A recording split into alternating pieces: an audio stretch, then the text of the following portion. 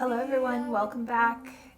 This week we're going to talk about the difference between meditation, shamanic journeying, and the Akashic Records, and how you can use each of these tools to connect with your higher self and your spirit guides, and the difference between each.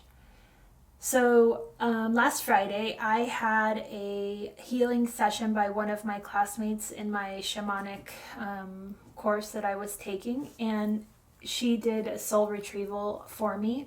And a soul retrieval is essentially where a part of your soul has fractured off because what didn't feel safe in the vessel that you have in this life anymore. And this can happen when there's like a traumatic experience, or it can be as simple as a car accident. It can be like an interaction that you had with someone. It can be abuse. It can be really anything. But it's a point in time where your soul feels like it's not safe to keep venturing in your body. And I don't know if I've talked about this before, but basically we come into and incarnate into this world with not even our 100% of our soul. It's usually around 50%, and it can vary higher or lower depending on what your contract or your goals are in this life. So when I say that the fracture happens, this is already, you come into this body already not whole. So because your soul is out doing a zillion other things that you can sometimes tune into your dreams and parallel lives. But when I say the soul fractures off, it means it fractures off out of this body, but it's still in this plane. It's just not in your being. So soul retrieval is where a practitioner will go in and tune into the energy and track the energy and journey to find out where that soul is, and to also find out how we can negotiate to have that soul feel safe to come back into the body. So my friend did one for me, and it was around this cocooning, or this bubble that I had created around myself, because I had recently just done the hypnosis session, and I wanted to see if I had if any parts of my soul had departed from me because of this experience. So that's what the session was around. And sure enough, in that session, it did come up. And when she journeyed, so the practitioner journeys for the person getting the medicine. And when she journeyed for me, she was actually able to see that it was my mother who created the bubble. And I don't know if she did this consciously. I don't think so. I think this is her, probably her higher self doing this. But this practitioner was able to see that she actually created the bubble when I was first born. And then I just kept growing inside of it. So essentially, like, she goes and witnesses that interaction, and then she brings there's a contract that needs to be broken. But in that case, for me, I had already done the healing work. So yes, my soul was coming back to me and was happy to come back. And then usually there's gifts that are presented as well, that the practitioner will ask you where you want in your body and what chakra you want to incorporate it in. But in all of that healing, at the end of the session, she asked me, do I journey? And this is like $1 million question for me, because I know I talk to you guys a lot about meditation, and that when I'm at the cliffs, I do meditation. And the reason that meditation has been my form of connection is because it feels like it's not as I feel like forced. When I was learning how to journey through my shamanic training, a lot of the time they're guided, and I always, it would take me longer to connect to that part of myself. So I always felt like I was behind the guided tour of the shamanic journey. And also a lot of the times they use rattles or drumming, which can help with the almost melodic trance that you kind of go into. But for me, I felt it was a distraction, and I just felt rushed in it. I felt like the guided part for sure felt too forced, too rushed. So I've always relied on meditation, and for me, I think I've done an episode on this, but essentially it's connecting inward, putting the mind space, almost, I think I've even said this, like stepping out of your body, in the sense of you are not your mind. And when you stop feeding those thoughts, they don't have the energy to continue on. So I wait that, I don't know, sometimes 5-10 minutes for those thoughts to dissipate. And then I'm in stillness. And it's in that still place that then I can receive, I call them downloads. And sometimes I go in with an intention if I have something specific that I'm wanting to work through. But a lot of times I just am like sitting there with my heart open, just waiting to see what happens and see if there is any messages, or if anything comes through. And a lot of the times nothing comes through. I'm just connected to my heart space, and I just grow that out, and I just enjoy the actual feeling of being in my own body, in my own skin, and feeling grounded in that moment.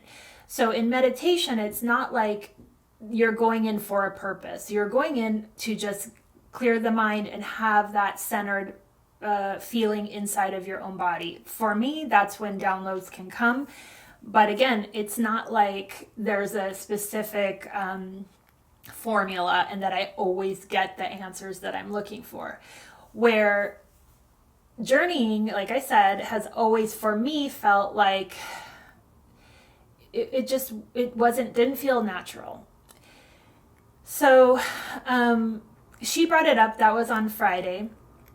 And then, over the weekend, I was thinking about it and kind of like, maybe I should, because I do have some journeying music that you can do that are not guided. And I was thinking about it. But then on that Monday, Richard and I brought the dogs out for a walk, and when we came home and I was in front of him, so I was walking up the steps to our front door, and in the middle of this top step was a dead hummingbird.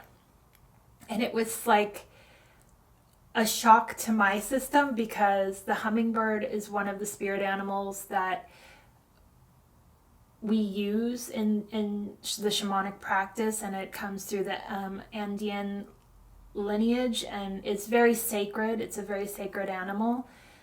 So right away my heart dropped, because it wasn't like it was, something happened to it that I could physically see. It literally was just laying peacefully in the middle of the step. And I just got this really kind of terrified feeling of, this isn't a good sign. Like, what does this mean? And we let the dogs in, and then Richard went outside and wrapped it in a paper towel, and we both looked at him, and he had the most beautiful colors. His whole neck was and head was this vibrant like magenta color, and his back was just this beautiful like peacock green. And I just felt like I need to connect with why this happened and why he's here.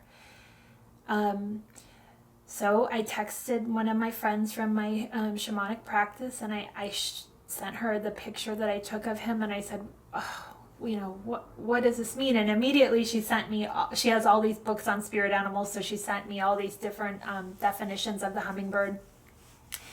And essentially the hummingbird, the reason it's so sacred is that in the Peruvian culture, they believe that he was able to hide in the condor's feathers and ride up to the upper world with him unseen and connect directly with source. And if he wasn't, him on his own wouldn't have, as he was told, wouldn't have been able to fly that high. But because he was like determined to connect with source, he hid inside of the condor and was able, the condor is known to be able to travel to the upper worlds. So when he got up to the upper worlds with the condor, he was able to sit on the shoulder of source and be one with source. And from that moment on, he is considered a sacred animal because he's the only one that wasn't meant to be able to travel all dimensions, but found a way to do it. So he's very sacred. The other thing that I know is that he goes to flowers and he collects the nectar, and if you've ever seen a hummingbird, it's almost like they're dancing. You don't even see the wings flying because they're just like these moving bodies, and they spread the nectar, they spread the love. They are all about spreading the love. So my friend said, I just got this like insight that you're supposed to journey about this. And immediately I said, can you journey for me and tell me the message? And she said, I can, but I think you should. And I was like, So I ended up posting into my shamanic practice Facebook group. We have a group, and there's, I think, hundreds of people in there. And I shared the photo and asked what the medicine was. And different people weighed in, but a lot of them were saying, you have to journey to find what the medicine is. And eventually my teacher did chime in and said that that he laid down his life, and it's a life that is and being gifted to me as an extra life in this time. And I mean, that is a beautiful thing to think, and that is a beautiful way to look at it, because obviously my mind went right to a negative place when I saw him, but because I obviously don't ever want to see an animal that has passed, and especially in your path at your doorstep. But so then that day I got an email from my first shamanic teacher, Lori, and she was holding a class the very next day that was called Sacred Journeying. And I was like, okay, everything is a sign. Like, Veronica started it with, I need to start journeying. And then the hummingbird, and then the next day, or that day, was Lori's email about she was offering a class about sacred journeying. So obviously I follow the signs, and I signed up for her class, and I went into it with an open heart, because even though I have this set idea of my past experiences with journeying, I also believe that messages are coming as they're meant to, and that if I am supposed to journey to find out, and even like, it's almost like this was a reason for me to journey and to get into what journeying is, instead of trying to force it, like let it flow. And so in her class, like, this is, I'm just going to paraphrase, but this is how she describes getting ready to do a sacred journey. And essentially it's traveling between the worlds. And first, she says you should begin with an intention. Second is you should journey in a safe and sacred space, which, that can mean setting a candle, clearing the space with Palo Santo, opening up sacred space, but you want the space to be cleared. And then you should work with a journeying companion, and she suggested you can have crystals, and these are all in your thoughts, so you don't have to have like the physical crystal, but you call upon the spirit of a certain crystal if that's what you want as your ally. You can journey with an animal spirit or your spirit guides, and then you create a place in nature that you want to journey from. So we did 2 journeys together as a class, and I obviously pictured myself on the cliffs and I called in the spirit of the hummingbird. And then from there, she drummed, and then basically you want to just tune into the place is the most important point, meaning that you connect with a space in nature that you feel safe in, and then you just let it happen. That's how I'm going to describe it right now. But then you tune in with all of your senses. You don't it's not just a mind game. It's not just a like downloads. It's a everything. Like open up to all of your senses, because you may get like insights in different ways. Maybe it could be through your smell. Maybe it could be through your imagination. It could be through downloads. They can come any way, but we are our own best translators in this process. So what I did is I just was like, okay, I'm gonna like lay down my how do you say it, like apprehension to the process, and allow.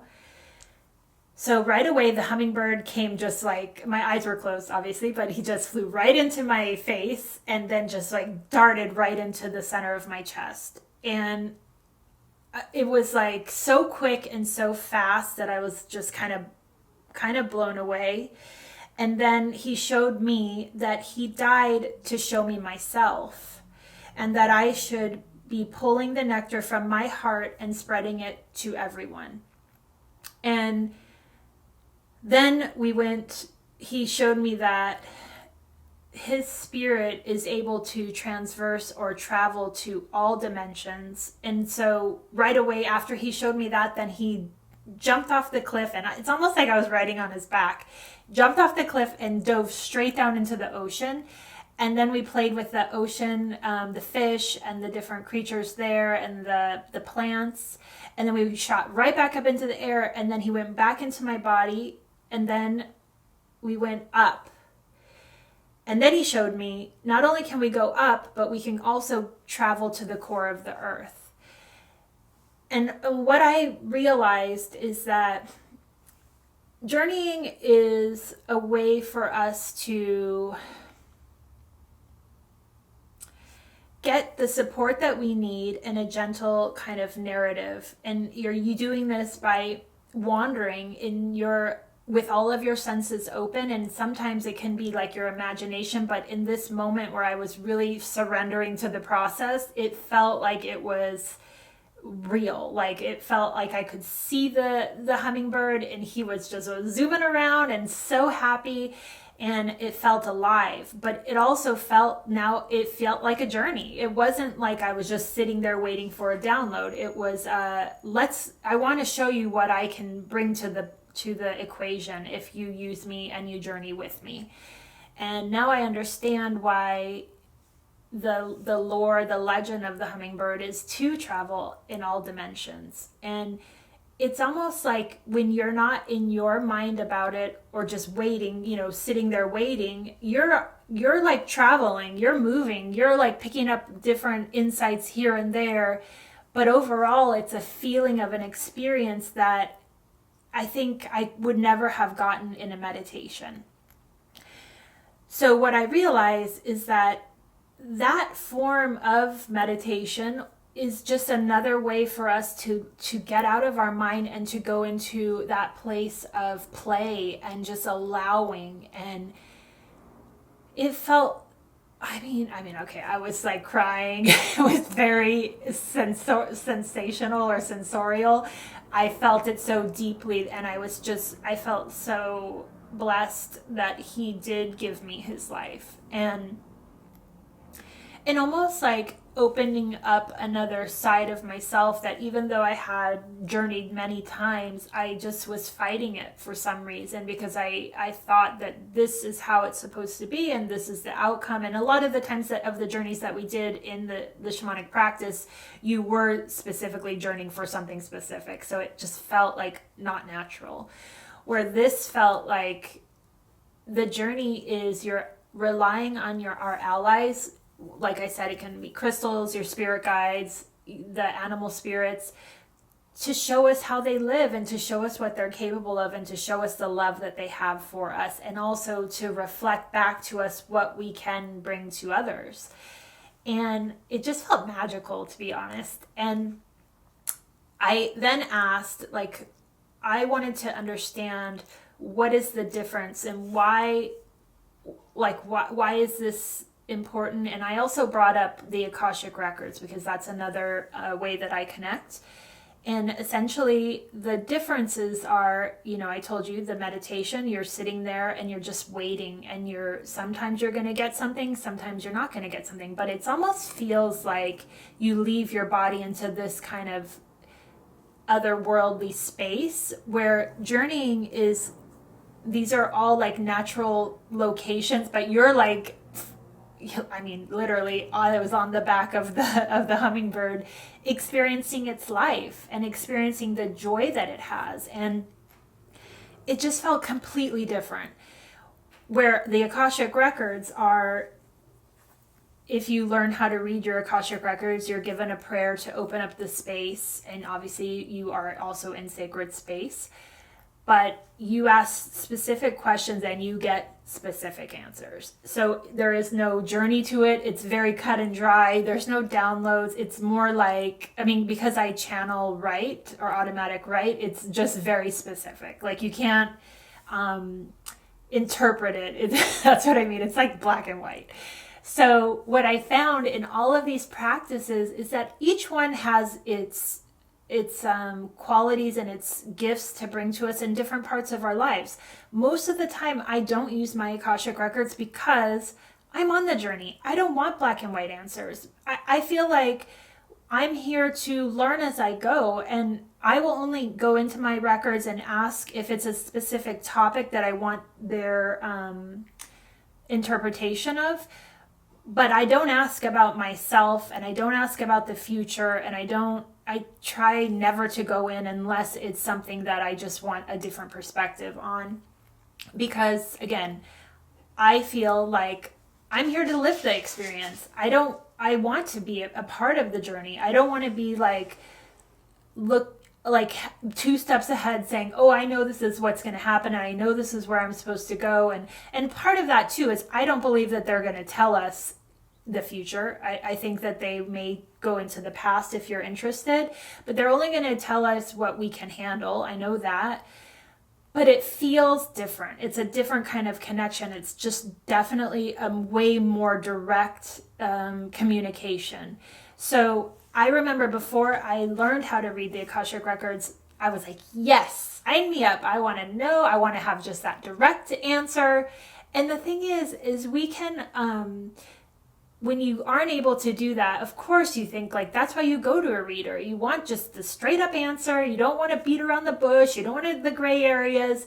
But then you realize that the gray and the nuances are where the magic is. To me, the Akashic Records don't feel magic. It feels like you're reading a book. It feels very just cut and dry. So like what I would say is in each of these cases is that we use these gifts depending on how you want to have the answer. And in the case of the hummingbird, the journey was exactly what I needed. There's no way that I would have felt the presence of the hummingbird and gone on the journey with him if I didn't journey. If I tried to bring him into my heart while meditating, I may have felt his spirit, but I wouldn't have felt the medicine of why he laid himself down on my porch to be there for me, right? So now I can understand that I need to be open to all of these forms for different purposes. And I want to share that with you guys because I know most people talk about meditation as in we all have to silence ourselves to get to our core. And I believe that to be true.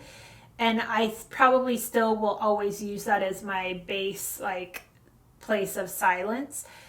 But when you're wanting to experience something or you're wanting to understand something, it's in the journeying that brings you these kind of magical answers. I don't know how else to describe that. Because again, my mind would have never known that this is the hummingbird's medicine if I didn't go through the experience.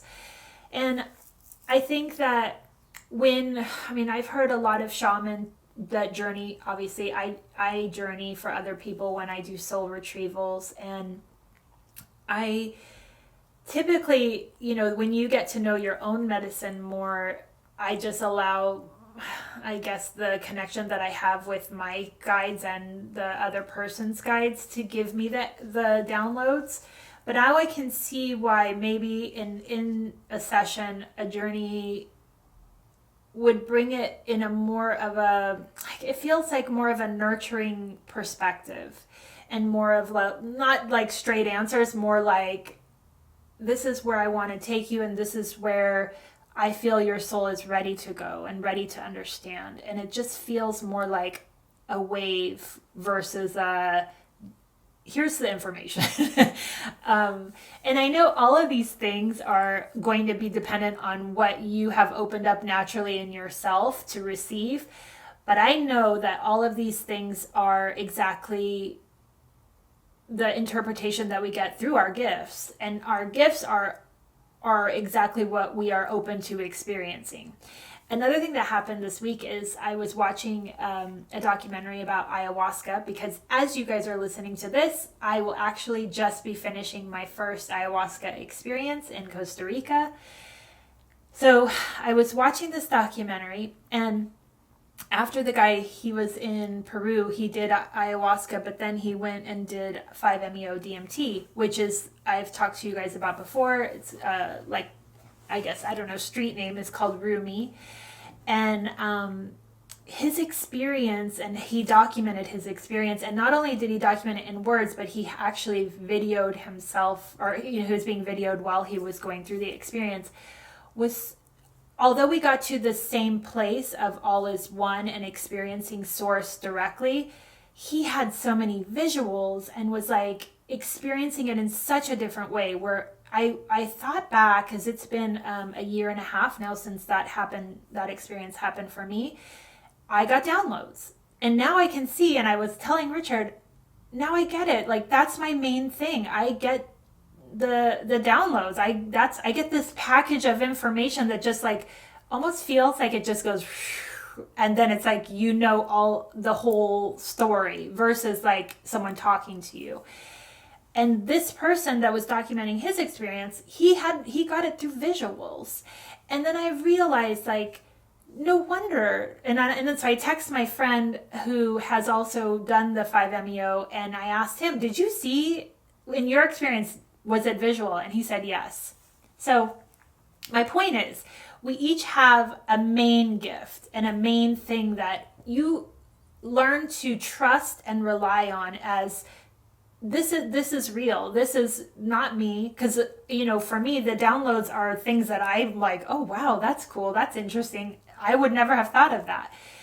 And if you are a visual person, you have to then trust that your insights or your visuals are going to be the keys that you need to translate, because that's how spirit communicates with you, and how they are able to read, or you're able to read their language, and vice versa. So in meditation and in journeying and in the Akashic Records, open up the gifts, open up all of your senses, because you'll get them in the way that you normally connect. And I thought it was so interesting to see that, oh, even before I knew that I had gifts, I was getting downloads. That's how I received. So in the ayahuasca experience, I'm imagining it's going to be more like a journey, and but who knows, you know, I'm so excited to tell you guys about it after it happens. But I'm going to just try to allow all of my senses to experience what is meant for me in that experience. And this this episode is just about really not having judgment about any of these ways to connect, and just testing them out. Because honestly, it's been over a year that I have been testing out all three of them. And each one has their own place, and each one has their gifts, and each one is like, you discern which one is not like needed for each situation and each scenario, because I don't use and I don't rely on any one as my only. So I hope that this is helpful, and I hope that you guys take the time to really try to do all, because I think they all have a place in our experiences and in our connections with our higher selves and our spirit guides. Thank you guys for watching, and if you haven't already, subscribe below, and I'll see you next time.